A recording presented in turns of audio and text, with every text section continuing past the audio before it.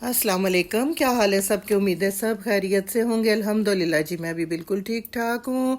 तो यहाँ पे देखे जी, खाना कितना मज़ेदार सा, और आलू बैंगन क्या ही कमाल के थे। मूंग मसूर की दाल थी, चिकन बनाया हुआ था रोस्ट की तरह। ये खाना था भाई के घर, और चावल थे। तो बस जी गए तो रात को फिर खाना उधर ही खाया हमने। बहुत ही मज़ा आया, बड़ी गपशप भी हो गई।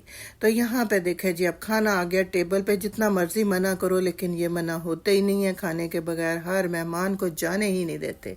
माशाल्लाह से ये हमारे घरों की बड़ी ही अच्छी आदत है, और ये हमारे बड़ों ने सिखाया हुआ है कि खाने का टाइम हो या कोई मेहमान आया हो तो उसको खाने के बगैर नहीं जाने देना। ये है जी सुबह का टाइम नाश्ते का।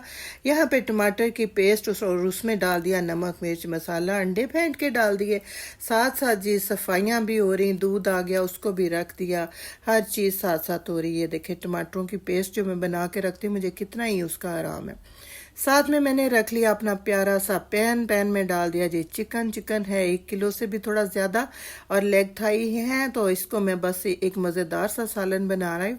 और ये देखें मेरे हाथ पे लिपस्टिक लगी हुई है, और उसका शेड बड़ा प्यारा सा। अब इसमें मैं डाल रही हूँ मिर्चें। मिर्चें डाल दी मैंने तकरीबन 1 टीस्पून भर के डाल दी। ज़रा मैं आजकल नमक मिर्च कम कि चिकन के हिसाब से मैंने कम ही रखा है। नमक डाल दिया अपने टेस्ट के अकॉर्डिंग। साथ में ½ टीस्पून जितनी डाल दूंगी हल्दी, और डालूंगी सूखा धनिया। बड़ा ही मज़ेदार सा ये चटपटा सा सालन बना। और साथ में मैंने बना लिए वाइट चावल। मेरे घर पे मेरी भाई की बेटियां आई हुई हैं, और बहुत प्यारी सी रौनक लगी हुई है मेरे किचन में भी और घर में भी।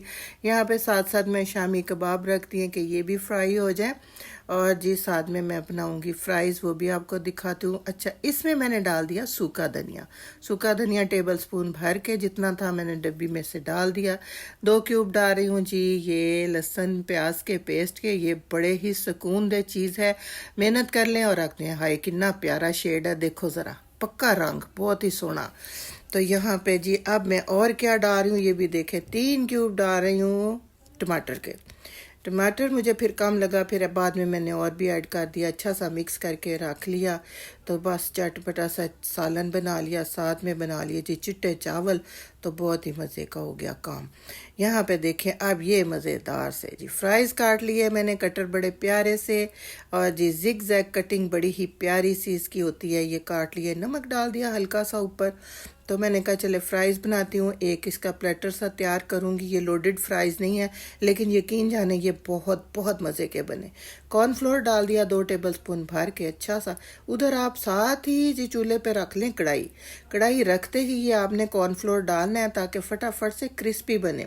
ये नहीं है कि कॉर्नफ्लोर डाल के आपने आधा घंटा रख दिया, ना जी ना। देखो उल्टा पुल्टा के मिक्स मुक्स कर लिया मैंने इसको, और अच्छी तरह से ये गरम ऑयल में डाल दिया। बड़े ही मज़ेदार से ये फ्राइज़ बने। और इस पे मैंने 2-3 किस्म की सॉसेस डाली, वो मैं आपको दिखाती हूँ।